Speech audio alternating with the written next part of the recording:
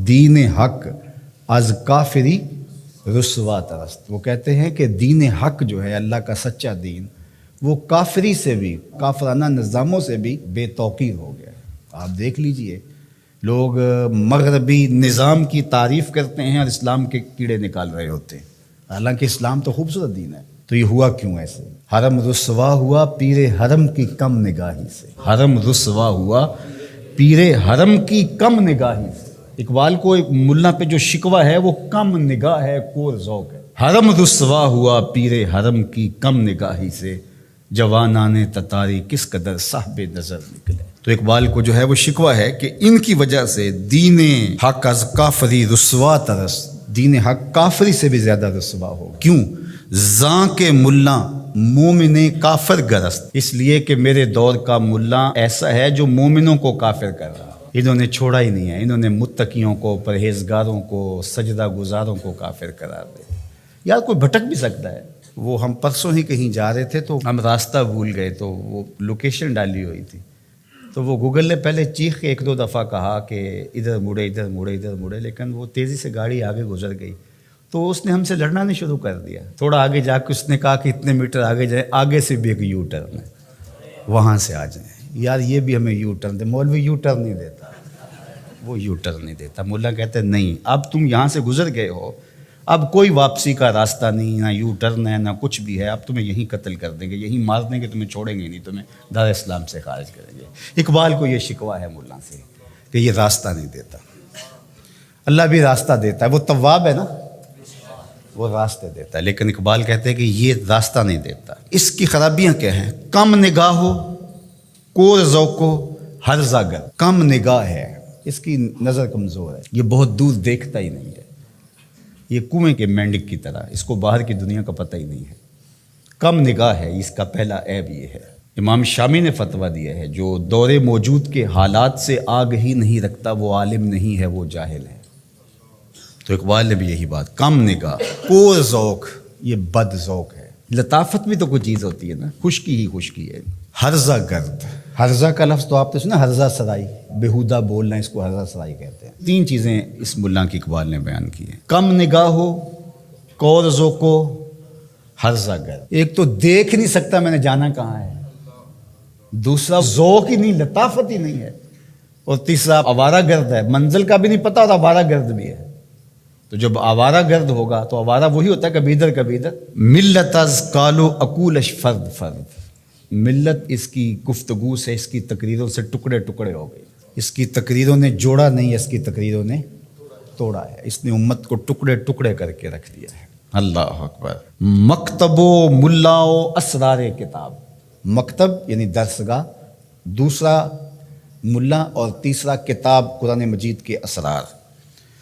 مکتب، ملا اور کتاب، یہ 3 چیزیں تھیں. کہا کہ کور مادر زاد و نور آفتاب. اس کی مثال ایسے ہے جس طرح کوئی ماں کے پیٹ سے ہی نابینا پیدا ہوا ہو اور سورج چمک رہا ہو. تو قرآن اس کے پاس موجود ہے اور اندھوں کی طرح اس کو کچھ دکھائی نہیں دے رہا. یہ قرآن تو امت سازی کا عمل کرتی ہے لیکن اس کو پتہ ہی نہیں. پھر آخری جو اقبال نے بات کہی بہت غور و فکر کی ہے: دین کافر فکر و تدبیر جہاد. کافر کا دین کیا ہے؟ فکر و تدبیر جہاد. کافر کا جہاد تو نہیں ہوگا، جد و جہد مراد ہے. جد و جہد کی فکر ہے اور اس کی تدبیر ہے، کیسے کرنا ہے. ان اقوام کو ان کا جو بھی ایجنڈا ہے اس کی تکمیل کیسے کرنی ہے، اور وہ اس پر مستعد ہیں، محنت کر رہے ہیں اور اپنے ہدف پر ہیں، اور ہدف کو حاصل کرنے کے لیے سر توڑ کوششیں کر رہے ہیں اور محنت کر رہے ہیں اور زندگیاں لگا رہے ہیں.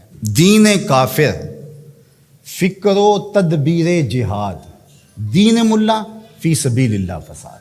اور اقبال کو ملا سے ایک اور بھی شکوہ ہے. وہ کہتے ہیں دل ملا گرفتار غم نیست.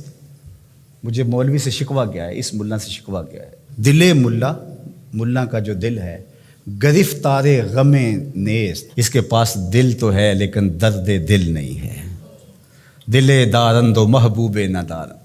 دل تو رکھتا ہے، محبوب نہیں رکھتا. اس کا دل ہے لیکن لٹا ہوا نہیں ہے. اللہ اکبر. کہتے ہیں مجھے شکوہ ہے دل ملا گرفتار غم نیست. اس کا دل کسی غم کا گرفتار. اللہ اکبر. خدا تجھے کسی طوفان سے آشنا کر دے. کہ تیرے بحر کی موجوں میں اضطراب نہیں فراغ تجھ کو کتاب سے ممکن، ہر وقت کتابی کیڑا بن گیا، نہیں فراغ تجھ کو کتاب سے ممکن، تو کتاب خاں تو ہے صاحب کتاب نہیں۔ تو فرماتے ہیں دل ملا گرفتار غم نیست، اس کا دل گرفتار غم نہیں ہے، نگاہ ہست در چشمش نمے نیست، اس کی آنکھوں میں نور تو ہے نمی نہیں، اس کی آنکھوں میں نور تو ہے نمی نہیں، اگر نمی ہوتی پھر کیا کمی ہوتی، لیکن نمی ہی نہیں اس کی آنکھوں میں۔ اللہ اکبر۔